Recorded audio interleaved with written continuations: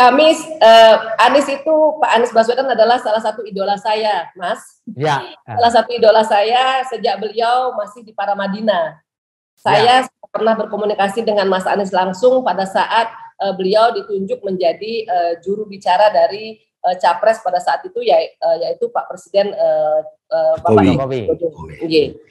Saya menyampaikan kepada beliau, saya titip Bali ya Mas, gitu kan, nanti karena kami kan memperjuangkan seorang Jokowi, beliau kan adalah juru bicara dari Jokowi, dan saya melihat nasionalisme beliau itu sebagai seorang scholar, sebagai seorang pendidik, sebagai seorang rektor termuda di negeri ini, di Paramadina. Saya melihat beliau adalah pada saat itu saya melihat beliau memiliki potensi, dan beliau bersama orang-orang baik ini, gitu kan.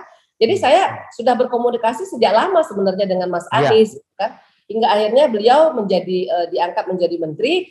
Saya tetap menjaga hubungan baik itu. Nah, jikalau kemudian di tahun 2017 beliau dipilih menjadi salah satu calon gubernur, dan saat itu beliau sudah selesai menjadi menteri.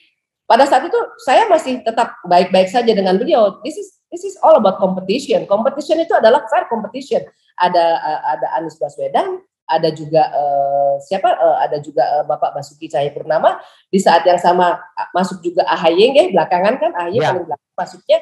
Ini adalah anak-anak bangsa yang akan berkompetisi secara fair, secara kesatria. Ya, karena saya juga begini-begini, saya juga mantan atlet gitulah. Jadi saya kan sistem kompetisi itu seperti apa, bagaimana kita bertanding dengan fair. Nah, pada saat kemudian berjalan proses kontestasi politik itu, proses kampanye tersebut, karena saya memang sudah memutuskan untuk memperjuangkan Bapak Ahok dan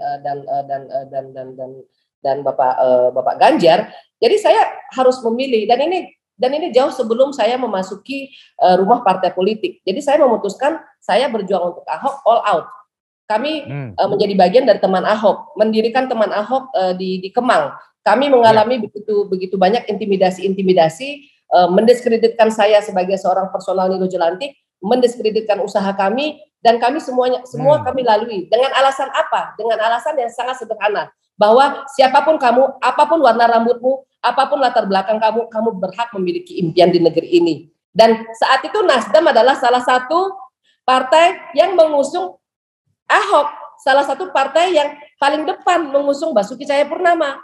Partai pendukung penista agama, kalau kita melihat hari ini, kalau kita ketik di Google, partai pendukung penista agama itu adalah Nasdem.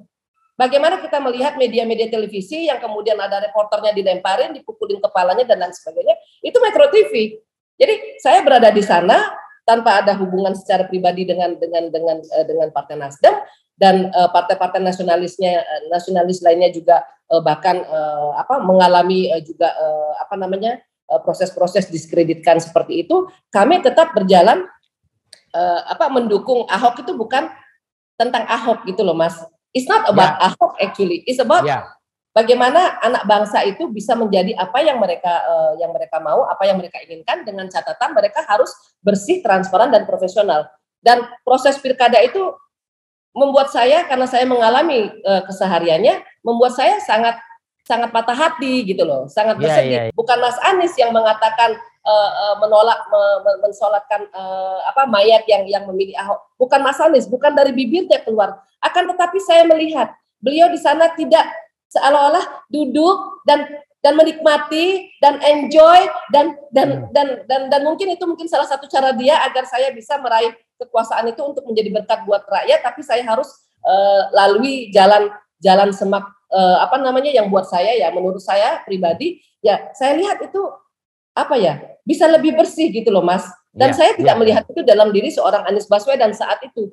Dan kekecewaan itu saya simpan, dan kemudian akhirnya karena masukan dari Bapak BTP, saya memutuskan untuk masuk berjuang dari dalam sistem, yaitu partai politik. Dan itu pun masukan dari BTP loh Pak, gitu loh. Saya masuk ke dalam sistem itu gitu.